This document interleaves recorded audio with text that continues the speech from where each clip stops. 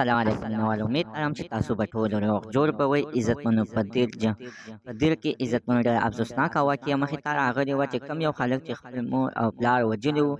عزتمنو د کلو خلکو غوښتنه ده چې ده ته دې یعنې سزا ورکړل شي، دا دې یعنې په چوک کې اړخبند کړل شي.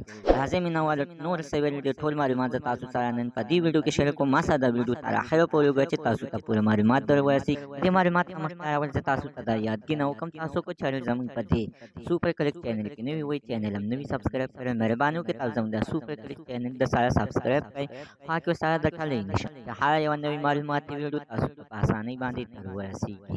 عزتمنو په دې کې ډېره افسوسناکه واقعه مخې ته راغلې ده چې عزتمنو یو خلک لګېدلی دی او خپل مور او پلار یې بېګناه وژلي دي. پلار ورته صاحب دومره وویل چې زویه د ټیک ټاک او د دې ګیمونو نه په کلار باندې کښېنه، دا ستا وسیله الکتروني ده، ځان نه یعنې سبق ته توجه ورکړه، د ځان نه یعنې څه ساز کړه، یا ډاکټر یا انجینر د ځان نه ساز کړه.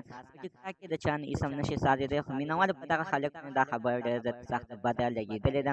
کله دې کمرې ته کمانچه یې راغوستې ده، راولې پلار رښتیا دی چې پلار یې ځای په ځای باندې مړ شوی دی.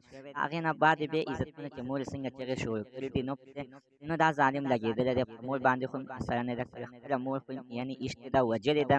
خو اوس عزتمنو د کلو خلکو وایي چې دا دې یعنې په چوک کې رازبرند کړی شي، ده ته دې سزا ورکړل شي، دا دې معاف نه کړی شي. سبا بل زوی داسې غلط کار ونه کړي چې داسې نه چې سبا بل زوی مړه پسې خپل مور او پلار بېګناه ووژني او بیا یې دغه شانتې یعنې عدالت یا حکومت یې بری کړي. عزتمنو حکومت هم د دې خبرې دا خواست وایي چې یعنې دا کس دې معاف نه کړی شي، ده ته دې سزا ورکړل شي، ځکه که دا چېرته چې معاف کړی شو نو سبا به ټول زامن دغه شانتې به راپس خپل میندې او پلاران به وژني. زموږ د سرطنانو معلومات د دې پورې د نوي معلومات دپاره د سره زموږ د سوپر کلیک چینل د سره سبسکرایب کړئ، خوا کې ورسره د کلی نشان ووهئ چې هره یوه نوي معلوماتي ویډیو تاسو ته په اسانۍ باندې در ورسي.